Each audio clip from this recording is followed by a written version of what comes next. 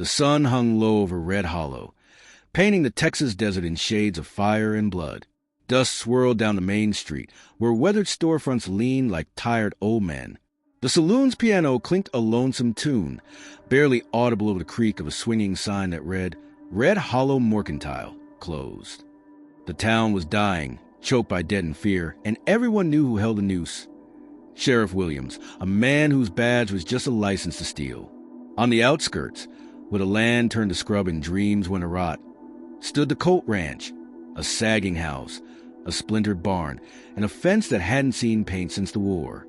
It was here that Jack Colt rode in, his horse's hooves kicking up clouds that stung his eyes. 10 years had carved lines into his face, and his duster was frayed, but the weight of his old revolver still pulled at his hip, a reminder of the life he'd sworn to leave behind. Jack dismounted, his boots crunching on the dry earth. The ranch was quieter than he remembered. No laughter from the porch, no clatter of Mary's cooking.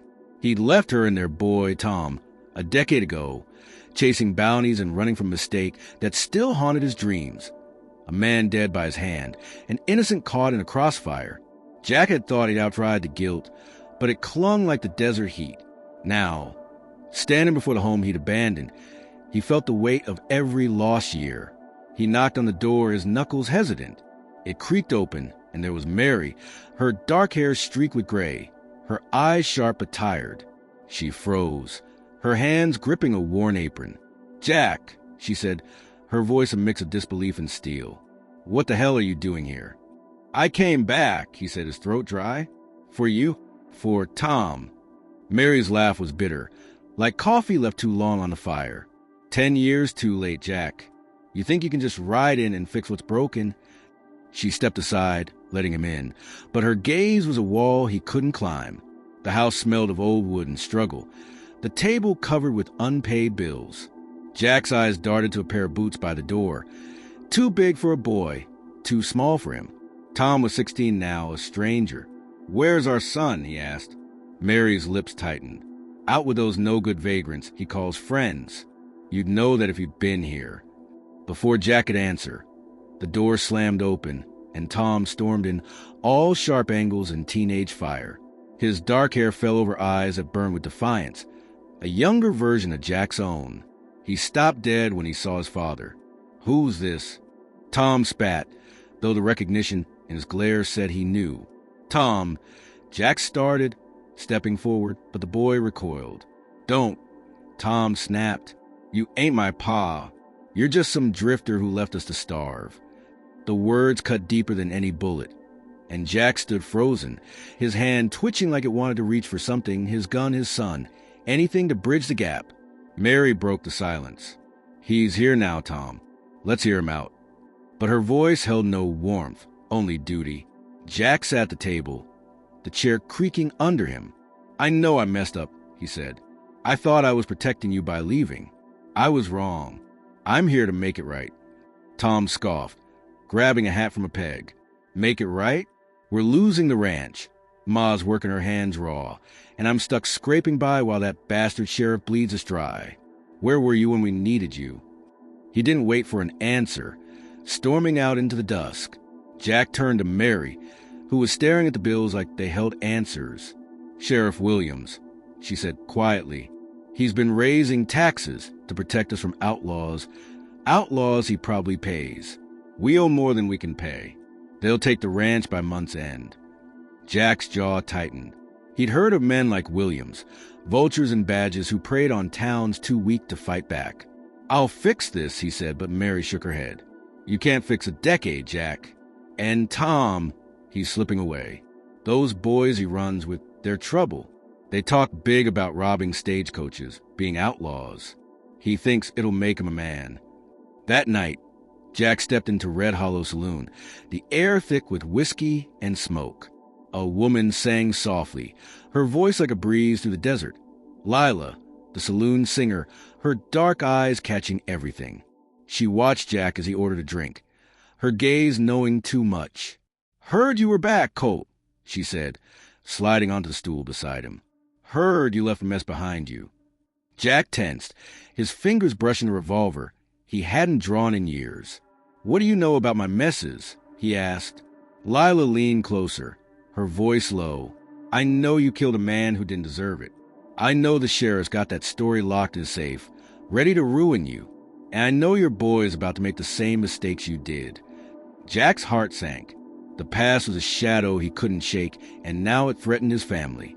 He glanced at the saloon doors, where Tom's silhouette flickered, laughing with a group of rough-looking boys. Jack knew he had to act. Fix the ranch, save his son, and face the sheriff. But the weight of his sins made every step feel like walking through quicksand. Jack stood in the saloon's dim glow, the taste of cheap whiskey burning his throat, as Lila's words echoed in his mind. Her knowing eyes, sharp as a blade, had cut through his defenses, laying bare the truth he'd buried for years. The man he'd killed, a rancher caught in a botched bounty hunt, still haunted him, and now Sheriff Williams held that secret like a loaded gun. Worse, Tom was slipping further into trouble, his silhouette now gone from the saloon doors, lost in the night and the dangerous boys he called friends. Jack set his glass down, the clink swallowed by the piano's mournful tune. He had to find his son, had to stop him before he crossed a line there was no coming back from. But the weight of Mary's words, Tom's anger, and the town's decay pressed on him, making every step feel like wading through a river of regret. Outside, Red Hollow was quiet, the kind of quiet that had trouble. The moon cast long shadows, turning the dusty street into a maze of ghosts. Jack's boots crunched as he headed toward the livery stable, where he'd seen Tom and his crew linger before. The air smelled of hay and horse sweat, and as he approached, he heard low voices, sharp with reckless energy. Peering through a gap in the stable's weathered boards, he saw Tom, his hat tipped back, laughing with three older boys. One, a lanky kid with scar across his cheek, held a Colt revolver, spinning it like it was a toy. "Tomorrow's the night, Tom," the scar boy said, his voice slick with confidence. "Stagecoach comes through at dawn. We hit it, split the gold, and we're kings of this dump." Tom's grin was all bravado, but Jack saw the flicker of doubt in his son's eyes, a crack in the mask of a boy trying to be a man. Jack's heart twisted. He wanted to barge in, drag Tom home, but he knew that'd only push him further away. Instead, he slipped back into the shadows, his mind racing. A stagecoach robbery was no game. Men died for less, and Sheriff Williams would use any excuse to lock Tom up or worse.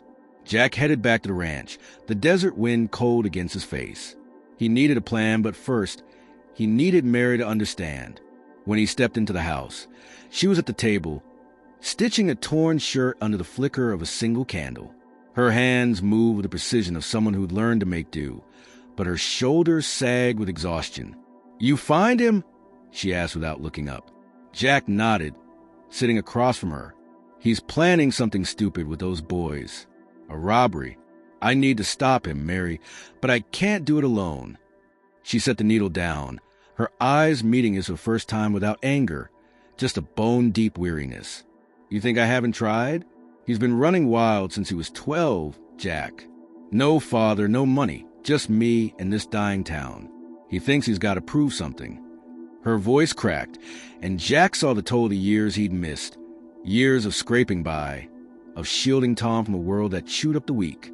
"I know I failed you both," he said, his voice low. "But I'm here now. Tell me about the sheriff. What's he got on this town?"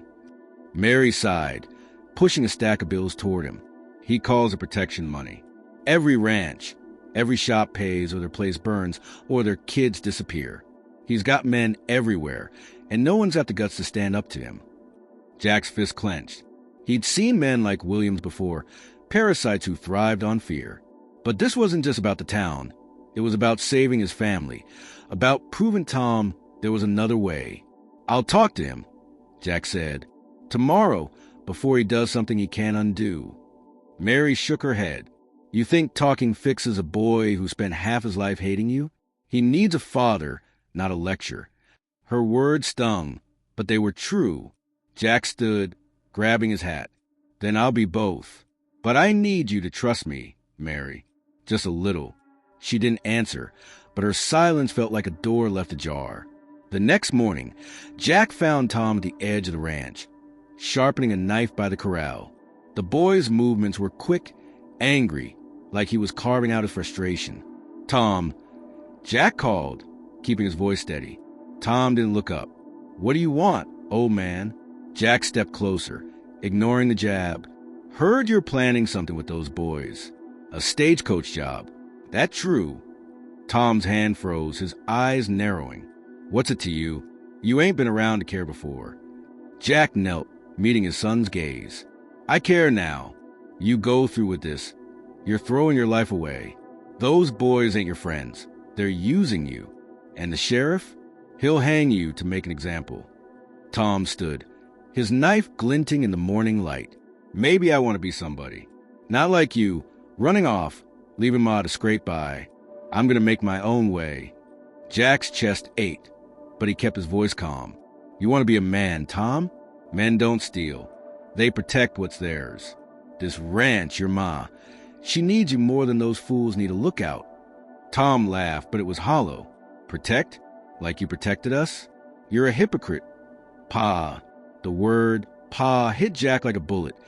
The first time Tom had said it, laced with venom. Before Jack could respond, Tom turned and ran toward town, his figure swallowed by the dust. Jack headed to the saloon, hoping Lila could shed light on the gang Tom was tangled with. The place was nearly empty, the morning light filtering through grimy windows. Lila was wiping down the bar, her dark hair pulled back, her eyes sharp as ever.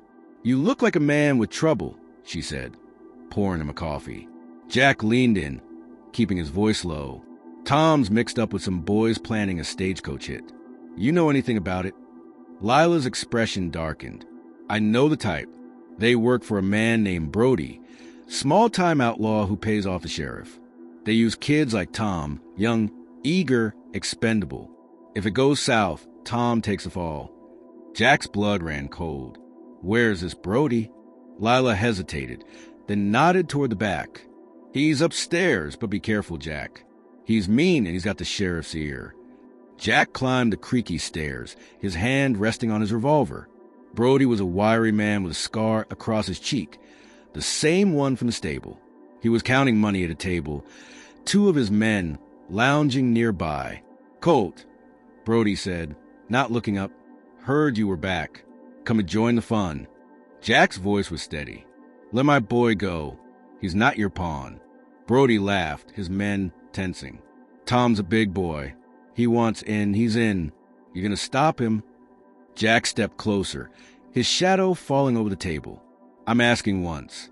Next time I won't ask." Brody's eyes flicked to Jack's gun, then back to his face. "You got a reputation, Colt, but you're rusty. Walk away or you'll regret it." Jack left the saloon, his mind a storm. He couldn't force Tom to listen, and fighting Brody would only pull him deeper into the violence he'd sworn off. As he walked back to the ranch, he saw smoke rising from the edge of town, a barn burning, one of the sheriff's warnings to a family who hadn't paid. The town was a powder keg, and Tom was heading straight for the spark. Jack knew he had to act fast, but the only way to save his son might mean breaking his vow, drawing his gun, and facing the past he'd tried to bury. Jack stood at the edge of Red Hollow, the acrid smell of smoke from the burned barn stinging his nose. The flames had died down, but the message lingered. Sheriff Williams' grip on the town was iron, and defiance came at a cost. Jack's encounter with Brody had left him shaken, not by the outlaw's threats, but by the realization that Tom was slipping further into a life Jack had barely escaped. The boy's words, calling him Pa with such venom, echoed in his mind, each one a reminder of the years he'd lost. He couldn't let Tom follow the same path, but stopping him meant confronting not just Brody but the sheriff, and maybe even his own past. The revolver at his hip felt heavier than ever, a temptation he'd sworn to resist but couldn't ignore. Back at the ranch, Mary was waiting, her face pale in the lantern light. She'd seen the smoke too, and the fear in her eyes wasn't just for the town. It was for Tom. "He didn't come home," she said, her voice tight. "I checked the stable, the loft, he's gone." Jack's stomach sank. He'd hoped Tom would cool off, come back to talk, but the boy was too far gone in his anger. "He's with Brody's crew," Jack said, recounting what he'd learned at the saloon. "They're hitting a stagecoach at dawn. I'm going after him." Mary grabbed his arm, her grip fierce. "You can't just drag him back, Jack. He'll hate you more. And if you go up against Brody and the sheriff, you'll end up dead, or worse, you'll kill again. Her words cut deep, stirring the memory of that innocent rancher's blood on his hands. I won't let Tom pay for my mistakes, Jack said. I'll find a way. He headed to the saloon again, knowing Lila was his best shot at getting ahead of Brody's plan. The place was livelier now, filled with ranchers drowning their troubles and drifters looking for a fight. Lila was singing, her voice weaving through the clamor like a thread of hope. When she finished, she caught Jack's eye and nodded toward a corner table. "You're running out of time," she said, sliding into the seat across from him. "Brody's moving tonight, not dawn. They're meeting at the old canyon trail, an hour's ride from here. Tom's with them." Jack's jaw tightened. "Why were you helping me, Lila? You don't owe me nothing." She leaned forward, her eyes glinting with something raw. "Because I know what it's like to lose family. My brother, he was the man you shot, Jack. I hated you for years, but I see you now. Try and save your boy. I can't bring my brother back, but maybe I can help you keep Tom." The revelation hit Jack like a punch. Lila's brother, the rancher whose death had driven Jack from his family, was a thread tying them together. "I didn't know," he whispered. "I thought he was one of the gang. I've carried that every day." Lila's expression softened, but only for a moment. "Then make it mean something. Save your son. But you need to know, Sheriff Williams is in on the heist. He gets a cut, and he'll make sure anyone who interferes disappears." Jack nodded, his mind racing. He couldn't take on Brody and the sheriff alone, but he wasn't alone. "You know this town, Lila. Who'd stand with me if I pushed back?" She hesitated, then named a few. Old Man Carter, whose store had been taxed to ruin. Sarah, the blacksmith's widow, who'd lost her husband to the sheriff's justice. And a few ranchers who'd whisper about fighting back, but lacked a spark. Jack spent the next hour moving through Red Hollow, knocking on doors and speaking in hushed tones. Carter, grizzled and bitter, agreed to join if it meant saving his store. Sarah, her hands callous from work, nodded fiercely, her eyes burning with vengeance. Two ranchers, brothers named Eli and Nate, brought rifles and a grudge against the sheriff's men who'd burned their fence. It wasn't an army, but it was a start.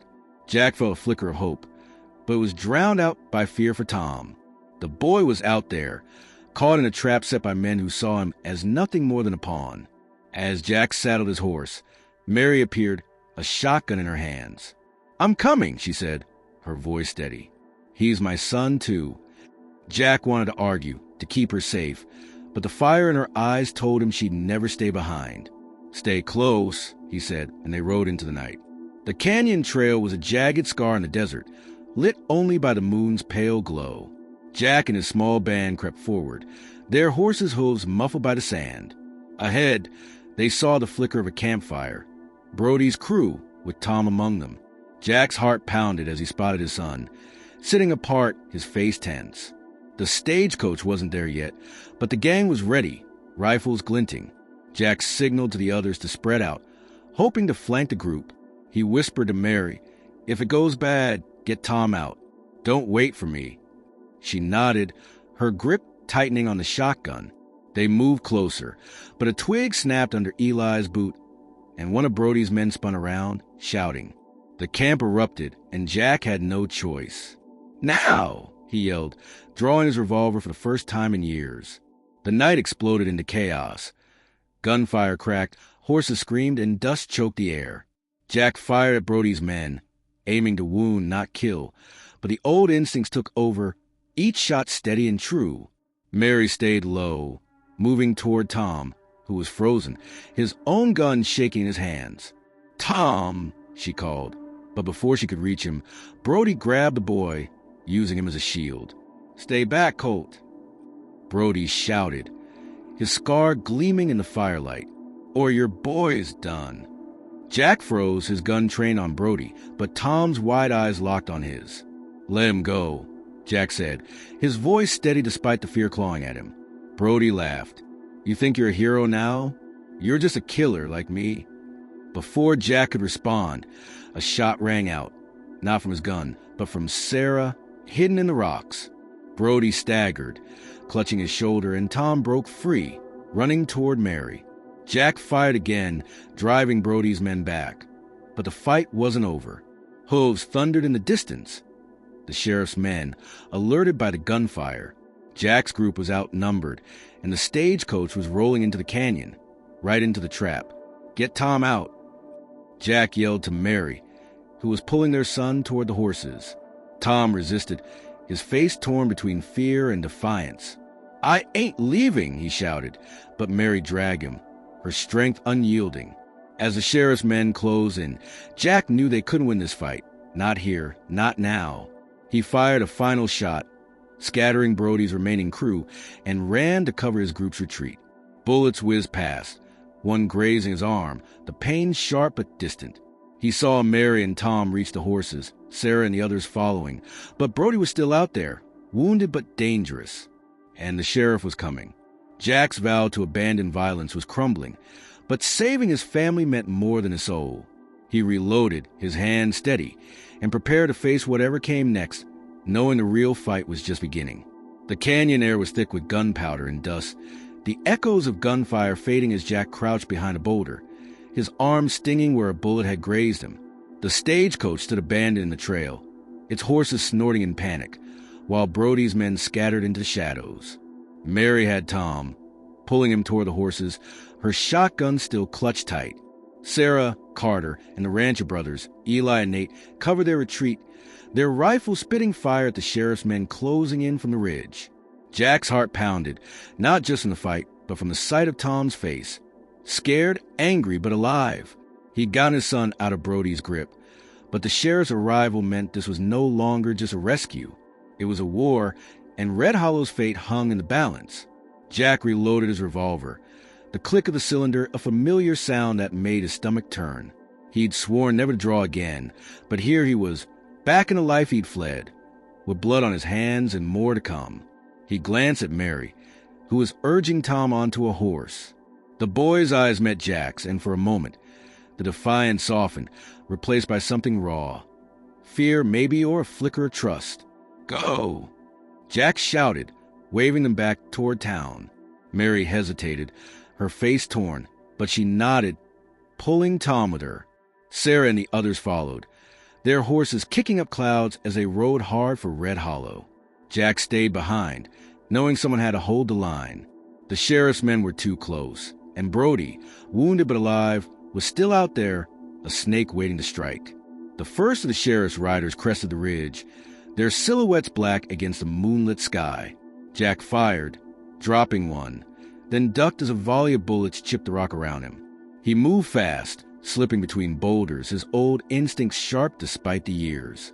He wasn't fighting for glory or bounties anymore. This was for Tom, for Mary, for the chance to be the man he'd failed to be. A shout came from the trail. Brody, clutching his bleeding shoulder, rallying his men. "Colt's alone," he yelled. "Finish him."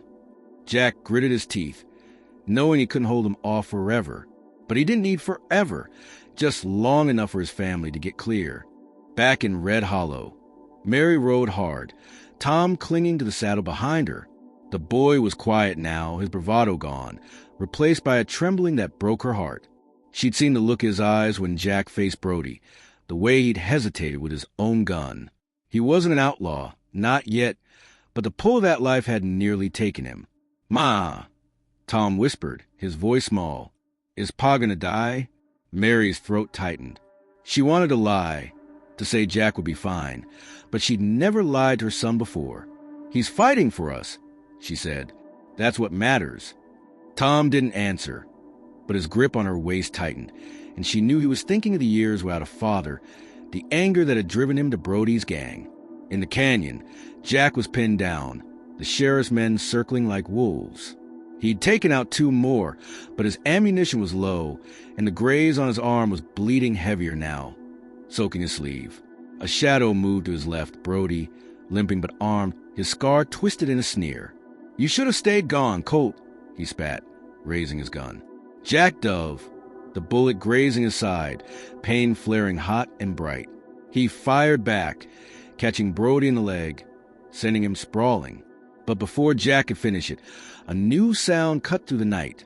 Hose, dozens of them, thundering from the direction of town. He squinted through the dust and saw figures riding hard, torches blazing. It was Sarah, Carter, Eli, Nate, and others, townsfolk who'd heard the gunfire and finally found their nerve. Red Hollow was waking up. The tide turned fast. The townsfolk, armed with rifles, shotguns, and sheer desperation, drove the sheriff's men back. Jack staggered his feet, his vision blurring from blood loss. He saw Lila among the riders, her saloon dress swapped for riding gear, a pistol in her hand. She'd rallied the town, her voice carrying the weight of her own loss. "For Red Hollow!" she shouted, and the cry spread, a spark igniting years of pent-up rage. The sheriff's men, caught off guard, began to falter. Jack used the chaos to drag Brody to his feet, disarming him. "It's over," Jack said, his voice hoarse. Brody laughed, blood flecking his lips. "You think you've won? Williams will bury you all." Jack didn't have time to argue. He tied Brody's hands and handed him to Carter, then turned toward the ridge, where Sheriff Williams himself had appeared, his badge glinting like a taunt. The man was tall, broad, his face carved with cruelty. "Colt," he called, his voice carrying over the gunfire. "You're a dead man walking. You and this whole damn town."